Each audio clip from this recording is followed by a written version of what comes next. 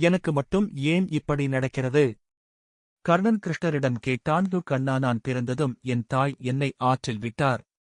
நான் சத்திரியன் எனக் கூறி துரோணர் எனக்கு வில்வித்தை கற்றுத் தர மறுத்துவிட்டார். பிறகு வேறு குருவிடம் வில்வித்தை கற்றபின் அதுவும் மறக்க கடவது எனக் கூறினார். எல்லோரும் கைவிட்ட பின் துரியோதனன் எனக்கு அடைக்கலம் கொடுத்தான். குந்தியும் என் 5 புதல்வர்களையும் காப்பாற்று என வேண்டினார். இதில் என் தவறு என்ன என்று அதற்கு கிருஷ்ணர், நீயாவது பரவாயில்லை கர்ணா.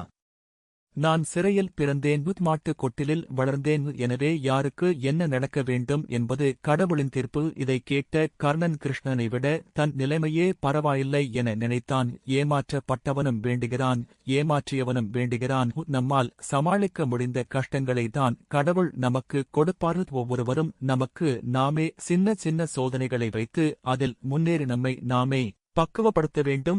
உரிமையோடு சிலரை உறவு என நினைப்பது தவறு. முடிந்தவரை தனிமையை எதிர்கொள்ள பழகுவது நல்லது. அடிமேல் அடி வாங்கும் மகள்தான் சிலையாகிறது. எனவே தன்னையே நம்பி வரும் மனைவி பிள்ளைகளையும் தன் அன்பால் கட்டுப்படுத்தி குடும்பத்தை ரம்மியமாக வைத்துக் கொண்டு சந்தோஷமாக வாழ்வாங்க வாழ வாழ்த்துக்கள்.